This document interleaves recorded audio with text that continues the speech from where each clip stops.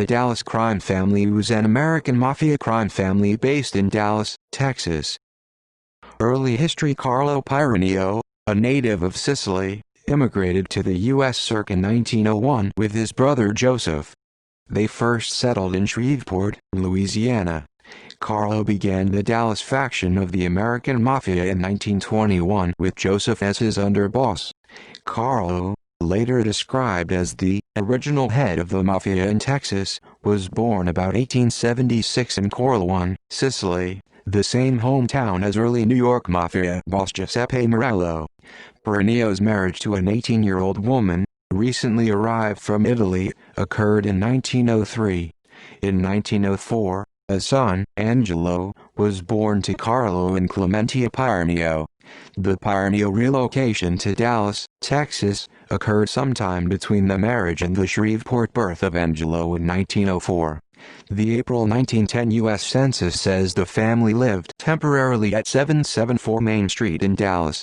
The household included Carlo and Clementia, young Angelo, and Joseph Piranio and his new bride Lena. Carlo ran a real estate business from his home. Joseph worked as a grocery salesman. Joseph was not entirely settled in Texas. He moved back to Louisiana for a few years. He, his wife and two young daughters returned to Dallas by 1914. Carlo died of natural causes in 1930. Joseph took over the family after Carlo's death. He owned a number of bars, controlled numerous gambling operations, and ran some minor labor rackets through his construction business. Joseph Civello was born in 1902 in rural West Baton Rouge Parish, Louisiana. He was the second child born to Philip and Catherine Civello. His father, a farm laborer, had been in the United States since 1900. The Civello family grew to include 7 children.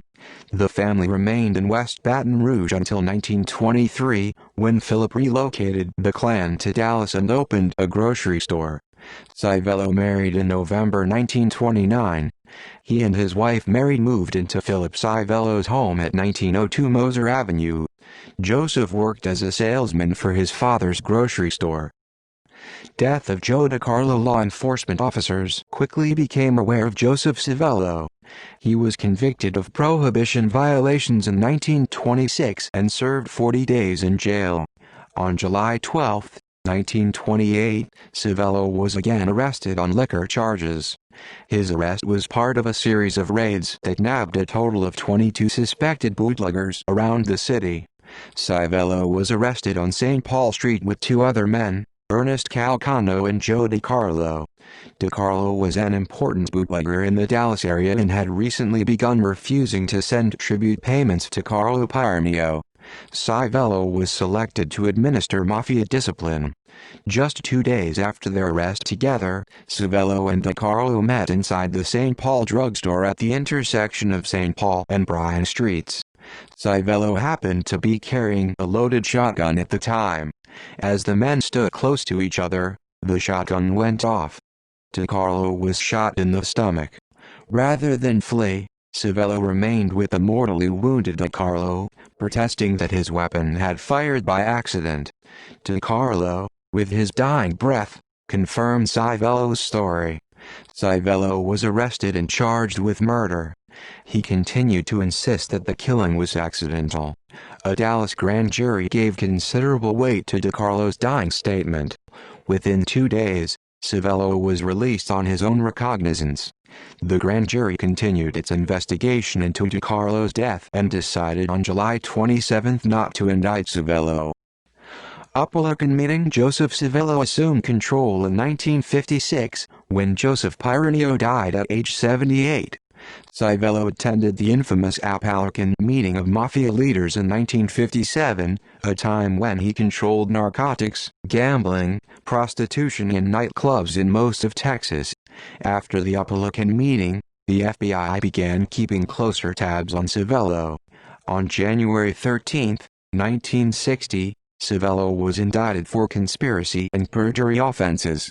Judge Irving R. Kaufman sentenced him and 19 other mob leaders that were at Apalachin to 5 years in prison.